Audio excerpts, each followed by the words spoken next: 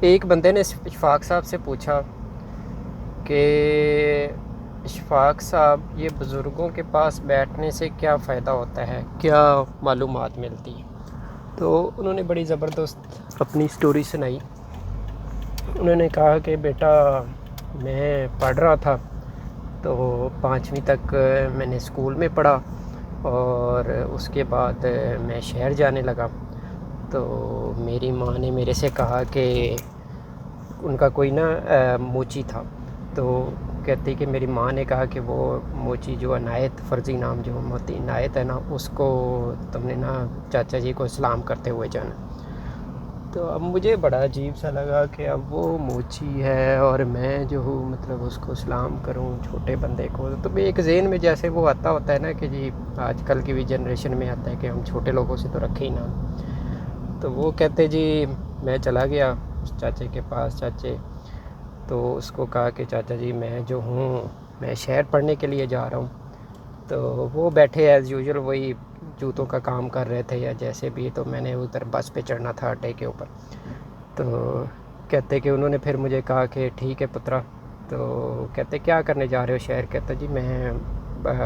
آگے پڑھنے کے لیے جا رہا ہوں، ہائر ایجوکیشن جسے کہتے ہیں وہ کرنے کے لیے جا رہا ہوں، ان تانوں کی پتہ ان چیزاں تھا۔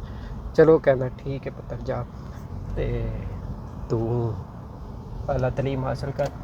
کہندے کہ وہ چلا گیا۔ میں تو جب میں ایجوکیشن سیکھ کے آیا، پڑھ لکھ کے آیا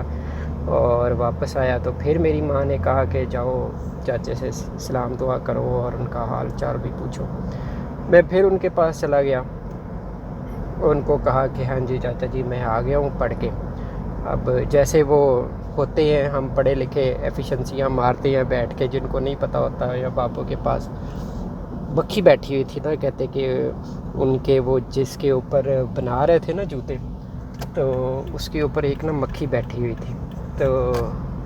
کہتے کہ میں نے اب چاچا جی کو بتانا شروع کر دیا کہ جی جناب یہ جو مکھی ہوتی ہے نا، اس کے چھوٹے سے آنکھ میں 1200 محدث حدثے ہوتے ہیں، تو اس کی 2 آنکھیں ہیں، تو یہ اتنے محدث حدثے ہو گئے۔ کہتے کہ میں اپنی طرف سے ایفیشنسی بڑی مار رہا ہوں کہ جی جناب مجھے دیکھے یہ ایک چھوٹی سی چیز ہے بنائی ہوئی، اور اس کے اندر اتنی ساری طاقت اور اتنی دیکھنے کی صلاحیت ہے۔ تو کہتا وہ چاچا عنایت پہلے تو میری بات بڑی غور سے سنتے رہے، تو پھر مجھے کہتے کہ بیٹا ٹھیک ہے، مطلب اس کے اتنے ساری مکھی کے اس کے محدث حدثے اور آنکھیں ہوتی ہیں، پر لیکن تر فٹے منہ پھر بھی یہ گند تے ہی بہندی ہے گی۔ کہتا اب یہ جو انہوں نے بات کی تھی نا، اب اس کا میرے پاس نہ جواب تھا اور نہ ہی یہ چیزیں جو ہیں ملتی ہیں آپ کو کتابوں میں۔